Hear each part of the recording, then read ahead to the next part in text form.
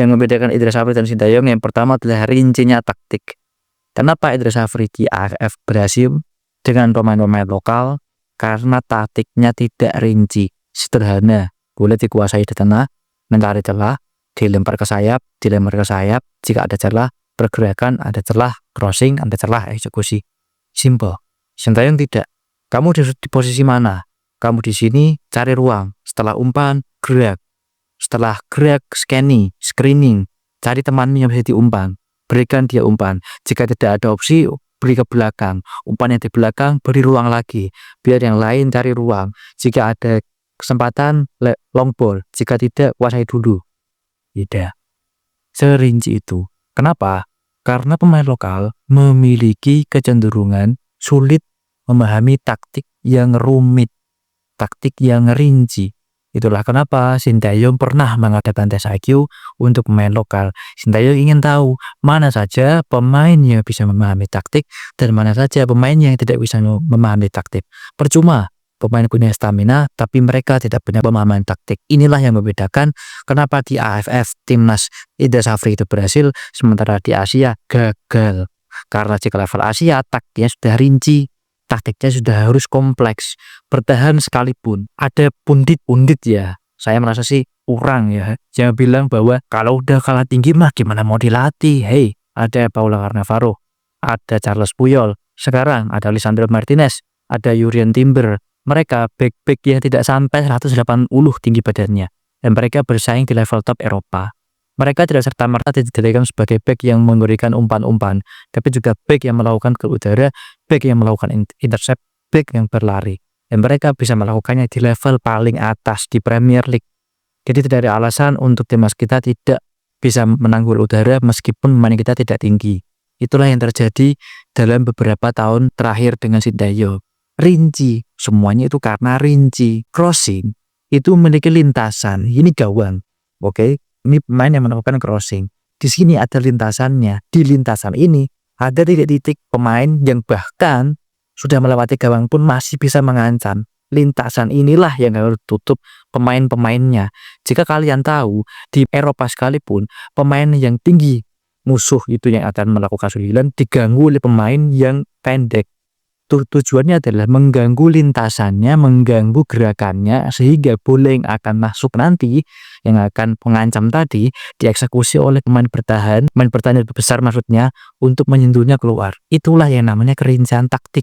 Jadi itu bisa diakali. Kemudian yang kedua, ketegasan dan kelembekan. Pemain kita bermain di level teratas dan bermain di level ASEAN itu berbeda. Jika kita bermain di level ASEAN, memang semuanya itu tidak begitu rumit. Pemain memiliki skill individu bisa dimanfaatkan, pemain menyerang open. Kalau misalnya kita di level Asia, kita tidak bisa serta-merta ingin nyerang. Itu juga yang membuat Udit itu kebobolan 13-14. Dia bilang, ya demi ya gitu.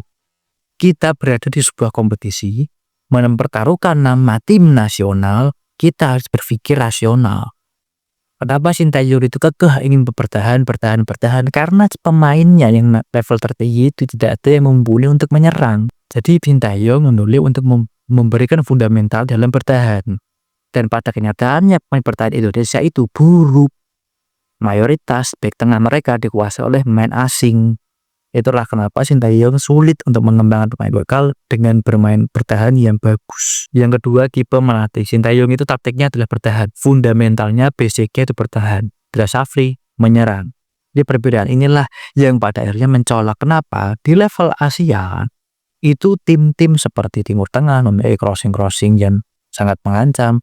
Sintayong membenarkan dulu fundamentalnya dalam hal tahan. Serangannya dia gunakan bahkan dengan simpel. Dan jarak jauh, long ball. Itu kenapa? Karena pemain-pemain Asia dalam hal ini Timur Tengah itu memang pertahanannya tidak bagus. Pemain-pemain Asia dalam hal di Timur Tengah itu mengandalkan fisik dalam serangan. Sehingga pertahanannya pun dalam bola-bola bawah kurang. Indra Safri melakukan serangan di AFF itu sangat berguna karena pemain di AFF itu Klaus, seperti Kamboja, itu memang dari segi bertahan kurang, dari segi menyerang kurang. Jadi jika kita lagi menyerang, kita lebih berpeluang. Sementara di Asia, kalau kita berpikir kita bisa bermain terbuka, di pressing dikit dengan fisik, di pressing dikit dengan teknik kacau. Jadi kembali lagi seperti yang buat pertama. Perbedaan strategi dalam menyerang atau bertahan dipengaruhi oleh kerincian taktik. Hal itulah yang membedakan keduanya dan hasilnya pun mencolok. Saya pernah bilang, saya memang setuju Sintayong dipecahkan. Karena memang sudah tidak saatnya lagi materi pemain kita yang membaik, tapi harus dipaksa bermain bertahan mengadakan counter attack. Tapi saya lebih mendukung jika Sintayong itu dibantu dengan staf kepelatihan seperti Kurniawan Dwi Yulianto untuk mengupgrade serangan Indonesia. Jadi intinya bekerja sama. Simpelnya gini, kenapa sih kita menggunakan pemain-pemain tuh ibaratnya senior Sintayong, mungkin junior Zafli. Kenapa sih kita nggak melengkapi semuanya gitu? Saling support.